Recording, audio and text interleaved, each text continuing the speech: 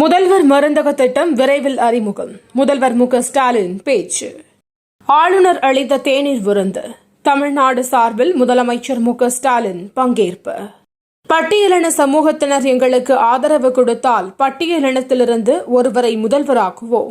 அன்புமணி ராமதாஸ் உறுதி. முதலமைச்சர் மு.க.ஸ்டாலின் வரும் 27ஆம் தேதி அமெரிக்க பயணம். முக்கிய ஒப்பந்தங்கள் கையெழுத்தாக வாய்ப்பு. வயநாடு நிலச்சரிவு.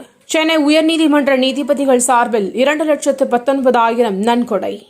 ஆம்னி பேருந்துகளுடைய புகார்கள் கடந்த ஆண்டை விட தற்போது குறைந்துள்ளது. அமைச்சர் சிவசங்கர் பேட்டி.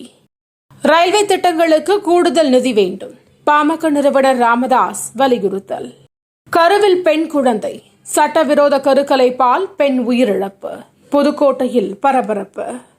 தாமிரபரணி ஆற்றில் மூழ்கி 3 பேர் உயிரிழப்பு. நெல்லையில் நிகழ்ந்த சோகம். விஜய் அரசியலில் மாற்றம் கொண்டு வருவாரா என 2026 தான் தெரியும். குஷ்பு கருத்து. பெண்களுக்கு எதிரான குற்றங்களில் ஈடுபடுபவர்களுக்கு கடும் தண்டனை. பிரதமர் மோடி ஆவேசம். பெண்களுக்கு ஒரு நாள் மாதவிடாய் விடுப்பு. ஒடிசா அரசு அறிவிப்பு. மகளிர் T20 உலகக்கோப்பையை இந்தியா நடத்த விரும்பவில்லை. ஜெய்ஷா அறிவிப்பு. நீரஜ் சோப்ராவுடன் திருமணம் என பரவிய வதந்தி.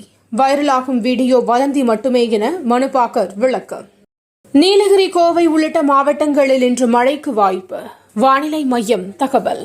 தினந்தோறும் காலை தலைப்புச் செய்திகளை உடனுக்குடன் தெரிந்து கொள்ள வணக்கம் இந்தியா நியூஸுடன் இணைந்திருங்கள்.